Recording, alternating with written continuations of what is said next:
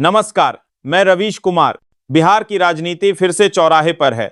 गठबंधन बन रहे हैं, बिगड़ रहे हैं। जनता पूछ रही है अब कौन किसका है, कौन किसका नहीं है। और सबसे अहम बात 2025 के विधानसभा चुनाव में कौन किस पर भारी पड़ेगा। आज हम बिहार के सियासी किचन में झांकेंगे, देखेंगे कि किसके थाली में कितनी रोटी है और किसके पास कितने चावल।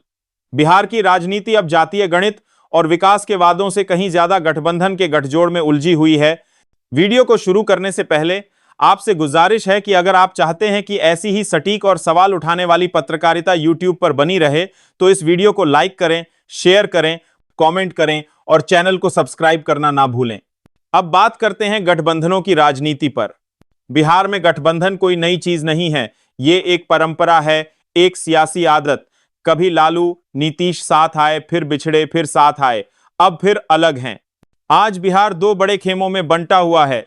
1 एनडीए यानी बीजेपी, जेडीयू और सहयोगी दल। 2 इंडिया गठबंधन यानी आरजेडी, कांग्रेस और लेफ्ट दल। लेकिन बात इतनी सीधी नहीं है, क्योंकि बिहार की राजनीति x + y = पावर जैसी साधारण गणित नहीं है। ये कास्ट प्लस क्लास प्लस कारिज्मा का मिश्रण है। नीतीश कुमार अब फिर से बीजेपी के साथ हैं, यानी जेडीयू और बीजेपी एक बार फिर साथ साथ हैं। लेकिन सवाल यह है कि क्या यह जोड़ी वैसी ही काम करेगी जैसे 2010 में करती थी। नीतीश कुमार के पास प्रशासनिक अनुभव है, उन्होंने सुशासन बाबू की छवि बनाई, लेकिन उम्र और हाल की उथल पुथल ने उस छवि पर धूल जमा दी है। दूसरी तरफ बीजेपी है, जिसे बिहार में मोदी के नाम पर वोट मिलते हैं। लेकिन यह बात भी किसी से छिपी नहीं कि बिहार बीजेपी की स्थानीय लीडरशिप अब भी कमजोर मानी जाती है। चिराग पासवान भी अब फिर से एनडीए में लौट आए हैं, लेकिन चिराग की राजनीतिक स्थिरता वैसी नहीं रही जैसी उनके पिता रामविलास पासवान के वक्त थी। चिराग को युवाओं में अपील जरूर है, लेकिन संगठनात्मक पकड़ अभी बहुत मजबूत नहीं। यानी एनडीए में चेहरों की कमी नहीं है, बट केमिस्ट्री अभी भी गड़बड़ है। अब आते हैं इंडिया गठबंधन पर। तेजस्वी यादव की आरजेडी अभी भी महागठबंधन की सबसे बड़ी पार्टी है। तेजस्वी ने हाल के वर्षों में खुद को अकेले लालू के बेटे से आगे साबित करने की कोशिश की है।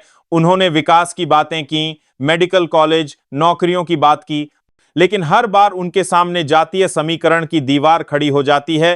तेजस्वी यादव दलित मुस्लिम समीकरण को साथ लेकर चलना चाहते हैं, लेकिन कांग्रेस और वाम दलों की हिस्सेदारी और महत्व को लेकर खींचतान चल रही है। कांग्रेस सीटों को लेकर हमेशा से जिद करती है। वाम दलों की पकड़ सीमित है, लेकिन उनकी राजनीतिक स्पष्टता तेजस्वी के मुकाबले कहीं ज्यादा है। यानी इंडिया गठबंधन में संख्या की बात करें तो समीकरण ठीक लगते हैं, लेकिन मनमुटाव की खाई हर बार रणनीति को डुबो देती है। बिहार में राजनीति सिर्फ दलों के बीच नहीं होती, यहां हर जाति एक राजनीतिक पार्टी की तरह व्यवहार करती है। नीतीश कुमार कुर्मी वोट बैंक को साधे हुए हैं। बीजेपी को सवर्ण, ओबीसी और अर्बन मिडिल क्लास का सपोर्ट मिलता है। आरजेडी यादव मुस्लिम समीकरण पर टिकी हुई है। पसमानदा मुसलमानों का रुझान भी धीरे धीरे अलग अलग दलों की तरफ जाता दिख रहा है। पिछले कुछ चुनावों में दलित वोट बैंक, खासकर पासवान और दुसाद समुदाय का झुकाव बीजेपी की तरफ रहा है, लेकिन चिराग की स्थिति अब कमजोर पड़ने से इसमें बदलाव आ सकता है और यही समीकरण तय करेगा कि किसका गठबंधन भारी पड़ेगा। नीतीश कुमार की राजनीति अब चक्रव्यूह बन गई है। वे एक तरफ बीजेपी के साथ गठबंधन करते हैं, दूसरी तरफ कांग्रेस और आरजेडी से हाथ मिलाते हैं, फिर एक बार फिर बीजेपी में लौट आते हैं।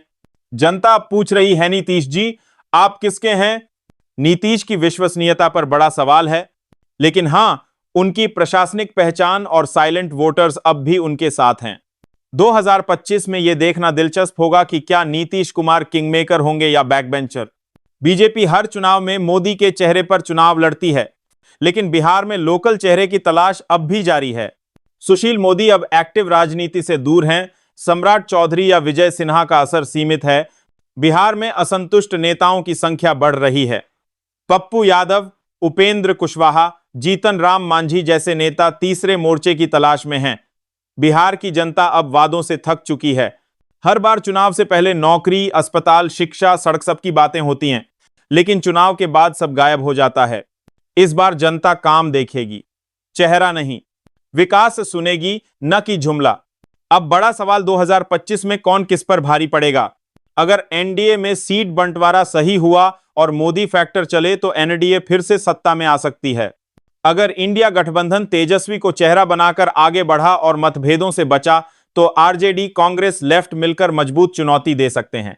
तीसरे मोर्चे को अगर कोई भरोसेमंद चेहरा मिला तो वो भी किंगमेकर बन सकता है। लेकिन ये सब फॉर्मूले सिर्फ कागज पर हैं। असली फैसला जनता करेगी, वो जनता जो इस बार चुप है, लेकिन वोटिंग के दिन सबसे बड़ा जवाब वही देगी। तो दोस्तों, ये थी हमारी खास रिपोर्ट, गठबंधन का गणित और चुनावी सियासत का फॉर्मूला। क्या आप मानते हैं कि 2025 में बिहार में नया समीकरण उभरेगा या फिर वही पुराने समीकरण दोहराए जाएंगे? कमेंट बॉक्स में अपनी राय जरूर लिखिए।